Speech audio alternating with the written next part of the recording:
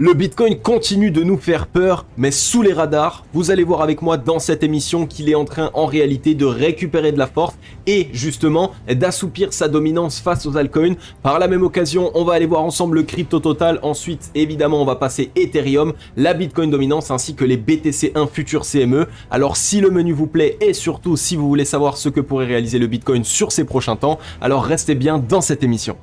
Hello à toute la team Logique, ravi de vous retrouver dans cette nouvelle analyse du marché crypto-monnaie. On est aujourd'hui le mercredi 27 avril 2022 et il est 13h58 à l'heure à laquelle je tourne cette vidéo. Alors aujourd'hui, malheureusement, on ne va pas pouvoir passer le Scalpex Index comme on le passe habituellement, simplement parce que le site internet bug sur cette journée, je ne sais pas pourquoi, mais bon, ça arrive. Pour cette raison, on ne va pas le passer ensemble, mais pour résumer ce qu'il se passe, on a un Bitcoin ici qui, comme je vous l'avais expliqué, est dans une zone d'extrême volatilité. On est en train de rentrer ici dans des zones qui vont être assez faciles à la fois à gagner pour les bulls et à la fois à gagner pour les bears, et donc évidemment on risque d'avoir de très forts mouvements. Ces mouvements vont donner lieu à des liquidations, c'est la raison pour laquelle on est immédiatement aujourd'hui comme d'habitude sur les liquidations sur le Bitcoin. Et donc simplement ce qu'il faut savoir, c'est que les légères corrections qu'on voit en daily sur le Bitcoin, tant qu'elles sont absorbées par la suite par les acheteurs, il n'y a pas de mauvais signaux, et en plus de ça, ça lui permet de gagner à nouveau en dominance. C'est ce que nous allons voir ensemble dans cette émission avec la Bitcoin dominance, puisque évidemment les altcoins lorsqu'ils corrigent plus fortement que le Bitcoin.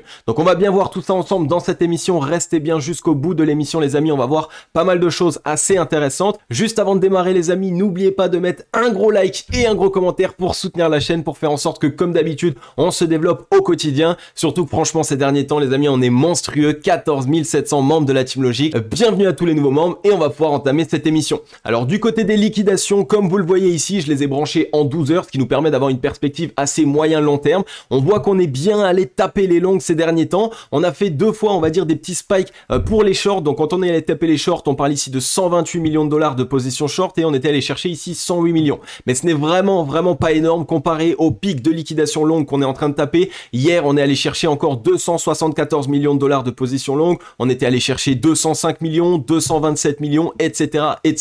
Donc simplement, ce qu'il est en train de se passer, c'est que nous sommes, comme je vous l'ai montré, dans un creux de volume profile que le marché est en train de chercher à combler, donc d'en créer un niveau de support long terme, et donc ça permet de réaliser des très forts mouvements à la hausse mais aussi de très forts mouvements à la baisse, simplement pour que les whales puissent se gaver et aller taper directement toutes les liquidités. S'il y a beaucoup de longues et des personnes qui commencent trop à essayer d'acheter le dip, eh bien on va continuer ici d'enfoncer le marché afin de récupérer ces liquidités, et par la suite on ira chercher les liquidités short. Donc maintenant qu'hier on est allé taper ici un gros spike de liquidation, généralement vous le savez, à ce moment là les vendeurs s'essoufflent et donc les acheteurs poussés par la smart money essayent de faire partir le Bitcoin pour aller tester la demande. Donc ici on risque d'assister à un rebond, mais est-ce qu'il va être stable, est-ce qu'il va être tangible? Eh bien c'est ce qu'on va aller voir ensemble sur les graphiques. Du côté de Twitter les amis, ça fait un petit peu de temps que je ne voulais pas passer, mais ça y est, il commence à y avoir 2-3 bonnes news, j'ai envie de dire, qui sortent. Donc on a ici CoinFR Bitcoin qui met en avant que suite à une mise à jour, la taille des blocs sur la blockchain Cardano progresse de 10% pour atteindre 88 kilobits.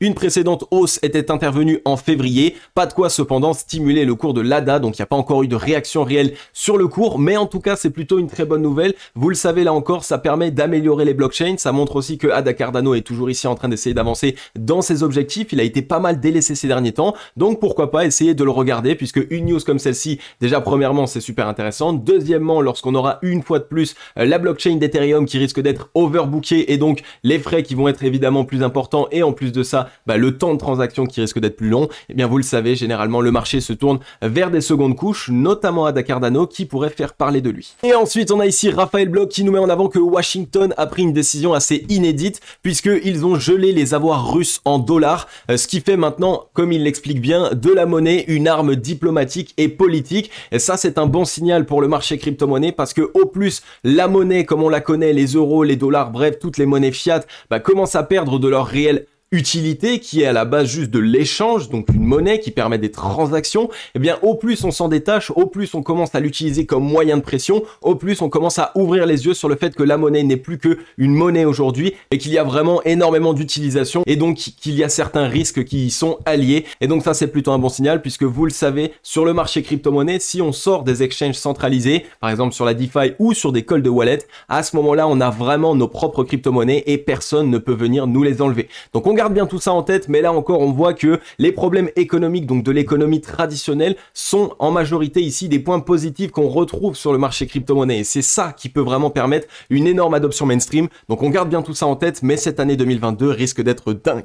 Et ensuite les amis, nous voilà ici sur le Bitcoin en daily. Je sais que vous l'attendiez, je sais aussi que ces derniers temps vous êtes assez frileux sur ce qu'il se passe sur le marché crypto-monnaie, donc pour cette raison évidemment je vais vous accompagner et je vais vous montrer un petit peu ce qu'il se passe sous les radars. Avant de commencer les amis, n'hésitez pas à mettre un gros like et un gros commentaire, une fois de plus ça récompense totalement mon travail. Et pour les personnes qui n'êtes pas encore abonnées, je vous invite simplement à vous abonner et à activer la cloche. Ça prend 3 petites secondes, c'est totalement gratuit, ça récompense mon travail, mais surtout ça te permet à toi qui regarde cette vidéo d'accéder à une analyse du marché crypto-monnaie par jour, donc pour toujours être accompagné évidemment. Si tu souhaites investir ou si tu as déjà investi sur le marché crypto-monnaie, eh bien à tes côtés tous les jours je vais t'accompagner et t'analyser ce qu'il se passe sur le marché crypto-monnaie. Donc on est ici sur le Bitcoin en daily et une fois de plus vous le voyez, on est toujours ici dans la même zone, donc à chaque fois j'ai envie de dire c'est plus de peur que de mal. On est bel et bien venu faire ici un bottom plus bas que le précédent bottom, donc attention ici, c'est pas le meilleur des signaux, ça pourrait être un fake out, mais il faut absolument maintenant que on assiste à une décision acheteuse sur cette journée, donc il faut qu'on arrive à revenir réintégrer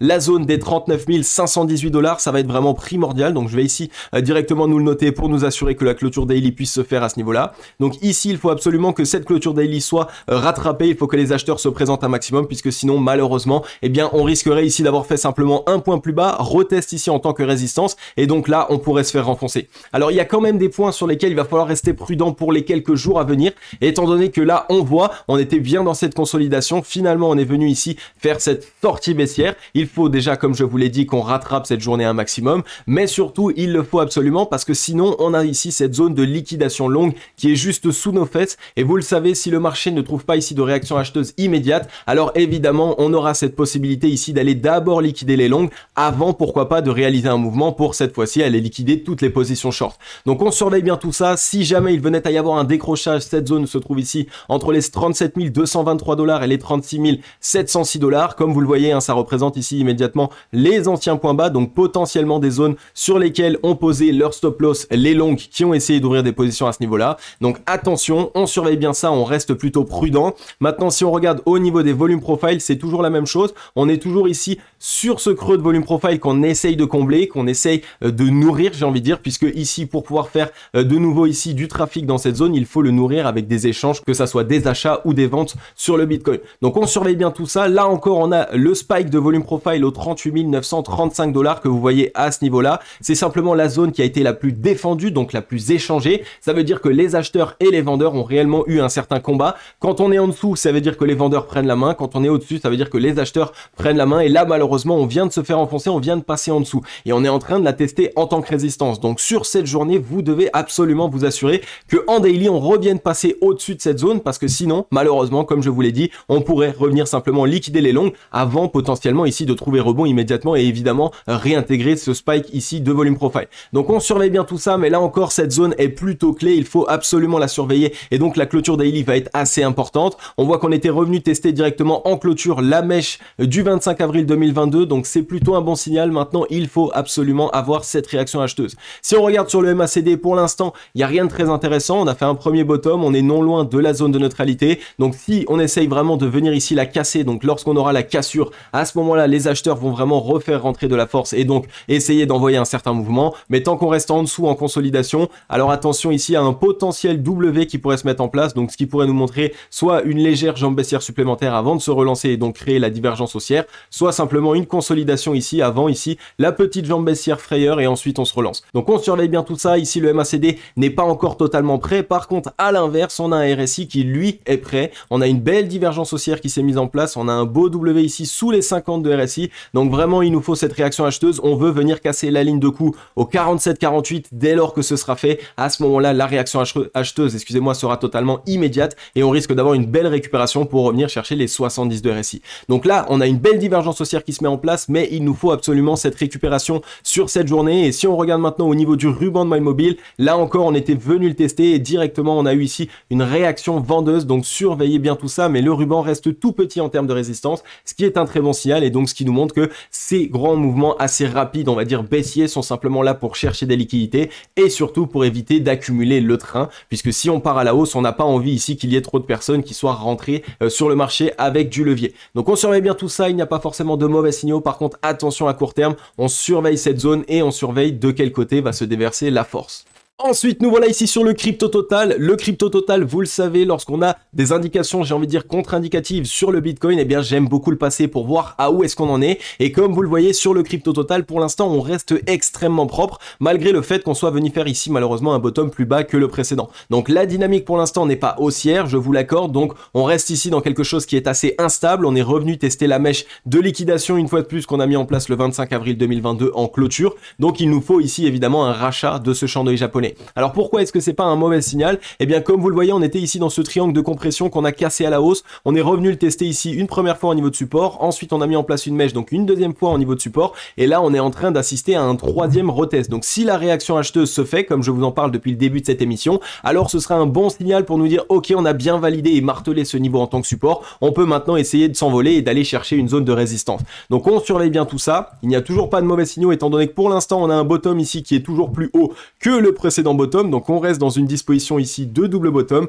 Donc tout ce qu'on est en train de faire, c'est premièrement de récupérer de la force, puisqu'on était ici dans la zone de rechargement acheteux, je vous rappelle. Donc ici on récupère de la force et à chaque fois les acheteurs sur le long terme essayent d'accumuler des positions dès qu'on rentre à nouveau dans cette zone. Et en plus de ça, ça nous permet de nous mettre bien dans cette disposition ici de double bottom avec des liquidations pour éviter qu'il y ait trop de personnes qui rentrent à levier. Si on regarde au niveau du ruban, pareil, toujours tout petit en termes de résistance. On s'est fait rejeter de l'EMA 89, donc maintenant on pourrait essayer de venir à son contact. Le ruban, lorsqu'il est tout petit, c'est un très bon signal. Ça nous montre que on a toujours cette porte ouverte ici à venir le casser en une seule fois et donc avoir un fameux short squeeze. Donc ça pourrait très bien être ici un certain fake out, un bear trap. Donc tous les bears ici se disent ok, on short, on short. En même temps, les acheteurs se sont fait liquider et surtout les personnes qui ne croient plus au marché crypto-monnaie, eh bien ils sont sortis de position à ce niveau-là. Et après, boum, on part totalement de l'autre côté. Ça a déchargé le train. Ça a aussi permis au whale de se gaver grâce aux liquidations. Et en plus de ça, on a ici cette disposition de double bottom qui permettrait un short squeeze, donc de récupérer encore des liquidités pour les whales. Donc il y a pas mal de signaux, mais les signaux ne sont pas mauvais actuellement. Les whales ont plus d'intérêt à aller maintenant liquider les shorts, étant donné qu'on ne fait que liquider les longs comme je vous l'ai montré en début d'émission. Donc on a plutôt de bons signaux. Là pareil, le MACD c'est la même chose, on a fait un premier bottom, on hésite ici sous la zone de neutralité. Donc on attend de bien surveiller ici, soit le W qui se met en place et donc là ça pourrait assister à une jambe baissière légèrement supplémentaire ou alors à une consolidation sur les niveaux sur lesquels nous sommes, soit on vient enfin franchir la zone de neutralité et ensuite seulement on revient la tester pour un plus gros double bottom et donc là une très belle reprise de la dynamique haussière. Ensuite, nous voilà ici sur Ethereum. Ethereum, alors là, j'ai fait un petit sondage sur Twitter en vous mettant simplement le chart comme celui-ci, en vous disant est-ce que vous la voyez, la figure chartiste qui est en train de se mettre en place. Vous avez été très nombreux à avoir du mal à ne pas la trouver. Il y a eu seulement une seule personne qui l'a trouvée. Donc n'hésitez pas à me rejoindre sur Twitter, les amis. Vraiment, j'essaye de totalement être en interaction avec vous et vous allez voir qu'on rigole bien et surtout, je vous partage un maximum d'informations sur le marché crypto-monnaie. Les liens sont en description comme d'habitude.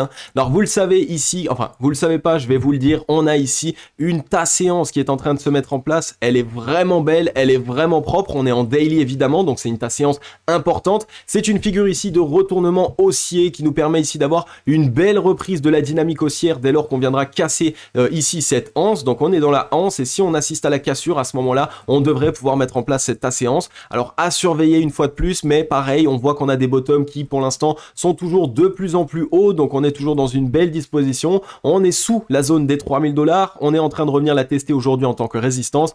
Attention, vous le savez, je ne veux absolument pas simplement revenir tester les 3000 et finalement me faire rejeter et voir un champ d'œil japonais totalement défoncé par les vendeurs. Non, aujourd'hui, je veux vraiment qu'on essaye, si jamais il y a une réaction acheteuse, de récupérer non loin des 3000 $ et sur la journée de demain de la récupérer. Si ce n'est pas fait, attention, on pourrait ici avoir une correction supplémentaire. On reviendrait liquider ici sous cette zone comme sur le Bitcoin et là, ça nous ramènerait quand même en dessous des 2500 $, donc 2425. Donc on surveille bien tout ça. On essaie évidemment de s'assurer qu'on arrive à réaliser cette cassure. Sur le MACD, c'est un petit peu la même chose que sur le Bitcoin. Bottom avec ici une consolidation sous la zone de neutralité. Donc il nous faut récupérer la zone de neutralité. C'est assez important. On voit qu'on a un volume vendeur qui est totalement décroissant malgré la réaction vendeuse sur la journée d'hier qui, je pense, a été là totalement pour liquider. Il y a eu sans doute trop de personnes qui ont essayé de mettre du levier. Sur le RSI, c'est un petit peu moins propre sur Ethereum. On voit qu'on n'a pas ici de divergence haussière comme sur le Bitcoin. On est revenu tester les 50 et on s'est fait rejeter. Donc attention ici, généralement, le fait de revenir tester les 50 et de se faire rejeter sans mettre en place de divergence, ça pourrait nous ramener ici malheureusement au 30 de RSI. Donc est-ce qu'on va y aller, est-ce qu'on ne va pas y aller? Là tout de suite dans l'instant T, je ne saurais vous dire. Il va vraiment falloir qu'on surveille les jours prochains. Sur Ethereum, ça risque d'être assez important puisque en plus de cela, si Ethereum perd de la force, évidemment, il va entraîner les altcoins. Ça nous validerait le scénario que le Bitcoin souhaite reprendre de la dominance, mais ça pourrait faire plutôt mal aux altcoins.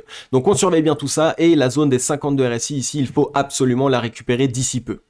Ensuite, nous voilà ici sur la Bitcoin dominance. La Bitcoin dominance, on voit qu'elle était plutôt hésitante. On a fait ici cette phase de consolidation. On est en train sans doute d'essayer de revenir tester directement le point haut ici précédemment, donc la fameuse zone des 42,09%. Si sur cette journée, on arrive à la casser, alors on aura une très belle disposition ici de double bottom, même triple bottom qui pourrait nous permettre de nous relancer et donc d'essayer de revenir à l'assaut une fois de plus de nos anciennes zones 43% et la zone des 44% qui nous avait rejeté. Ça nous permettrait en plus, comme vous le voyez ici, d'avoir un très beau W qui se mettrait en place, donc une récupération et on pourrait du coup revenir chercher notre borne haute au 47,14. Donc moi j'en parle depuis un certain temps, ça fait 2-3 mois que j'en parle, que un Bitcoin ne peut pas, ou alors pour l'instant on ne l'a jamais vu dans les cycles précédents, le Bitcoin réussir à repartir fortement à la hausse pour aller rechercher son ancien ATH et surtout avoir un beau bottom et donc une belle reprise acheteuse sans reprendre en dominance, sans faire en sorte de drainer un maximum de liquidité. Donc je pense franchement qu'on pourrait avoir ici une Bitcoin dominance qui reprend sur cette année 2022. On pourrait au moins ici retester des anciennes zones, 44% ou alors même les 47%, simplement pour tester la demande et après se faire rejeter et permettre aux altcoins d'exploser. Mais dans un premier temps, si on veut un marché qui se construit de manière saine et donc comme d'habitude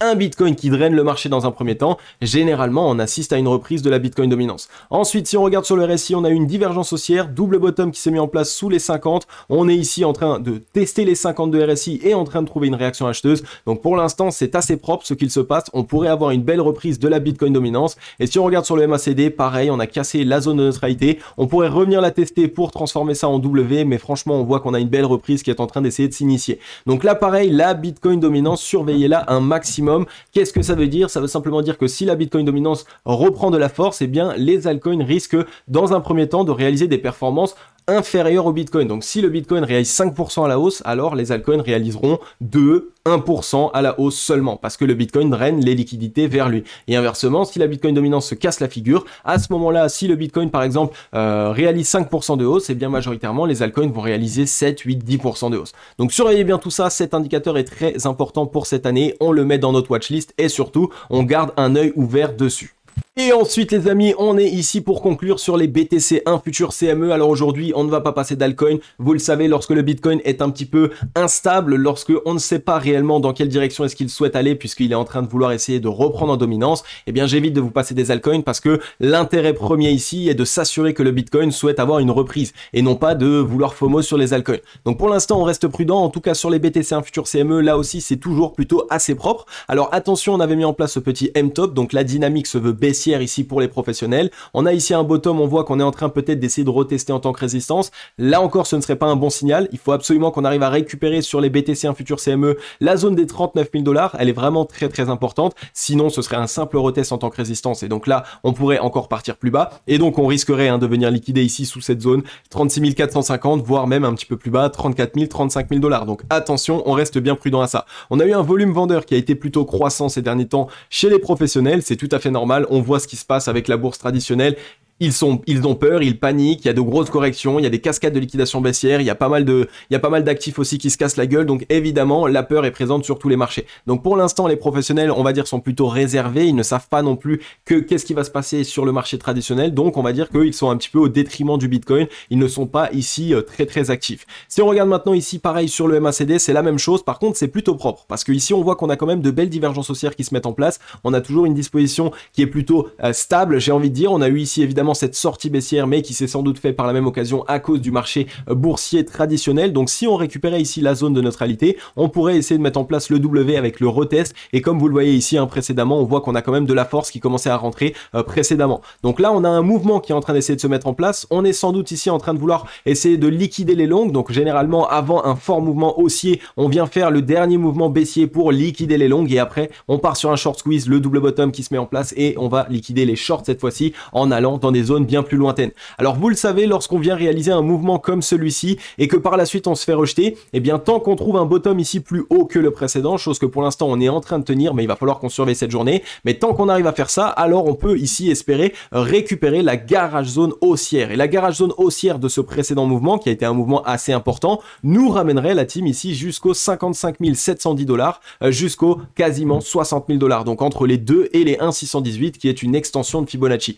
Donc ça permettrait de combler le gap ici des futurs CME qu'on n'a jamais comblé, qui est entre les 54 000 $ et les 51 000 $ quasiment. Et donc en plus de ça, on pourrait ici simplement liquider tous les shorts, puisque ici on a une belle zone de liquidation short. Et on voit que si on allait légèrement chercher le dernier objectif aux 60 000 $, on aurait encore une deuxième zone de liquidation short à venir chercher en une seule garage zone. Donc là, on a vraiment ici un bel objectif qui est en train de se mettre en place. On surveille simplement que le bottom reste plus haut que le précédent, mais si on assiste à un rebond, alors là, on a un beau mouvement qui pourrait se mettre en place. Et en plus de ça, en termes de pourcentage, depuis ce niveau-là, ça nous ramènerait ici à entre 42,73 et 53% de hausse. Donc vous le voyez ici, on n'achète pas un top, au contraire, on achète une grosse correction. Donc vraiment la team, on est ici sur quelque chose d'assez instable peut-être pour les prochains jours à venir, mais en tout cas, on a de très belles opportunités qui se présentent à nous pour les mois à venir, parce que cette année 2022 risque d'être monstrueuse. Ok la team logique, j'en ai fini avec cette émission. Comme d'habitude, j'espère qu'elle vous aura fait kiffer un maximum. N'hésitez pas à me dire dans les commentaires les amis ce que vous aimez le plus dans les vidéos au quotidien, et n'hésitez pas surtout à me donner un altcoin que vous souhaiteriez que j'analyse dans les vidéos prochaines, puisque au quotidien, vous le savez, je lis tous vos commentaires et surtout, j'essaye de vous faire prendre la parole, donc notamment en me partageant des altcoins. Donc voilà, en tout cas ces derniers temps les amis, je bosse dur, je suis en train de vous préparer pas mal de choses, pas mal de surprises, vous allez juste surkiffer, c'est un travail qui est monstre. En plus de ça, je le fais avec pas mal de membres de la team logique, donc un gros big up à toutes ces personnes, parce qu'on est en train de travailler sur un projet pour vous et surtout pour toute la communauté, pour toute la team logique. On est ici 8-9 environ à travailler dessus, ça devrait arriver d'ici les jours à venir. On a encore 2-3 trucs à peaufiner, mais ne vous inquiétez pas les amis, je vous en parlerai en vidéo. Donc voilà, en tout cas je vais me remettre au boulot, comme d'habitude vous savez, je vais vous dire à demain dans la prochaine émission. Je vais vous souhaiter à tous et à toutes une agréable journée ou une agréable soirée. C'était Cryptologique, ciao bye bye.